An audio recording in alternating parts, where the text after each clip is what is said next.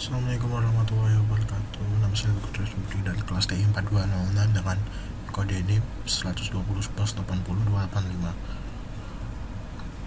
Ini akan membahas soal nomor 2 dari soal statistika industri ujian akhir semester dengan soal seperti ini.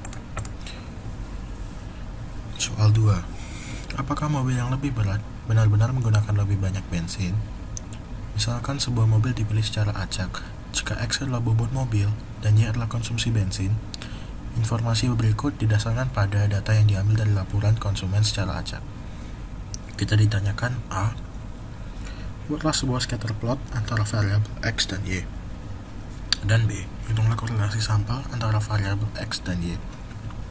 Dan C adalah hitunglah estimasi untuk intercept dan slope menggunakan metode least square. D. Apakah hipotesis 0 yang menyatakan tidak ada pengaruh X terhadap Y akan ditolak pada taraf nyata 5%? Dan E. Tentukan proporsi variansi pada variabel Y yang dapat dijelaskan oleh garis regresi yang dibangun. Pertama-tama, kita akan seperti yang disuruh. A. Buatlah scatter plot antara variabel X dan Y. Maka kita buat scatter plotnya. Terus kita akan menggariskan scatter plotnya.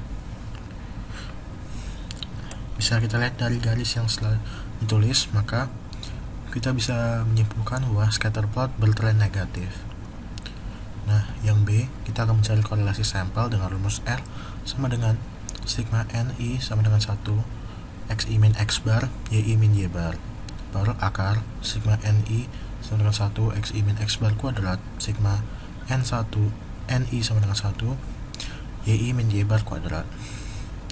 Nah, sekarang kita bisa lihat di sini ada X bar dan Y bar, dan XI min X bar YI min Y bar bisa kita lihat dari tabel ini dengan jumlah min 427,6, dan XI min X bar kuadrat bisa kita lihat di tabel yang ini, dan YI min Y bar kuadrat bisa kita lihat di sini.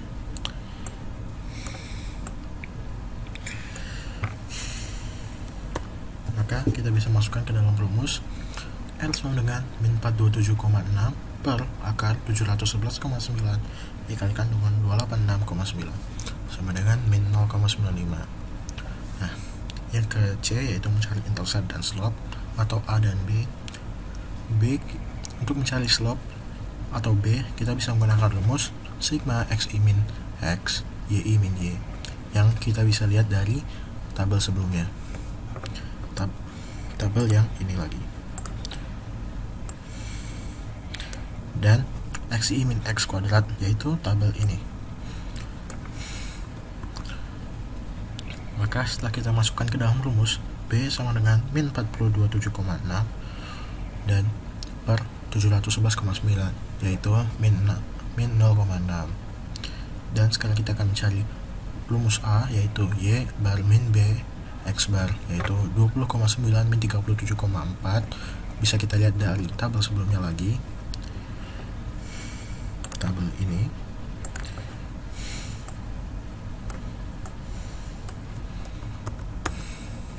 Dan X nya min 0,6 yaitu sama dengan 43,3. Bisa kita lihat YI yaitu PI RI dan RI kuadrat. Sekarang untuk mencari S kuadrat atau MSE, kita bisa menggunakan sigma EI kuadrat per N min 2 sama dengan 30 per 8 min 2. Maaf, ini ada kesalahan, yaitu 30 dibagi 6 sama dengan 5. Dan SB bisa kita lihat dari S kuadrat per sigma XI min X kuadrat diakarkan, yaitu 5 per 711,9. Maka kita mendapat nilai 0,08. Nah, apakah hipotesis 0 yang menyatakan tidak ada pengaruh X terhadap Y akan ditolak pada taraf nyata 5%? Nah, kita buat dulu H0 dan H1 nya, yaitu tidak ada pengaruh X terhadap Y dan H1 nya ada pengaruh X terhadap Y. Pertama kita cari dulu T nya, yaitu B min beta per SB sama dengan min 0,6 min 0 per 0,08. sama dengan min 7,5. Dan pada taraf 0,5 dan variabel bebas 6. Maka kalau kita lihat di tabel, maka T tabelnya adalah 2,447. Dan kita buat kriterianya, tolak H0 jika T lebih besar dari 2,447 dan tidak tolak jika T kurang dari 2,447. Nah, karena T-nya kita dapat min 7,5,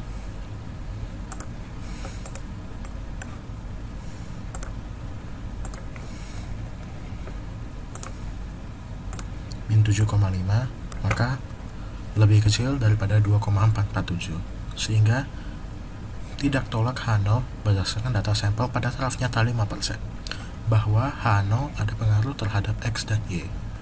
Nah, sekarang kita masuk ke dalam uji ANOVA-nya, yaitu H0 model regresi tidak mampu menjelaskan variansi pada variabel Y, dan H1 model regresi mampu menjelaskan variasi pada variabel Y dengan rumus F sama dengan sigma YI min Y kuadrat per sigma YI min Y kuadrat per N min 2. Nah, ini seperti tabel yang sebelumnya, tapi sekarang yaitu YI min Y bar dan YI min Y bar kuadrat. Nah, jadi kita bisa lihat kalau MSL itu kita bisa ngambil dari YI min Y bar kuadrat menjadi 256,3 per MSE atau S kuadrat bisa kita ambil dari hasil sebelumnya, yaitu 5.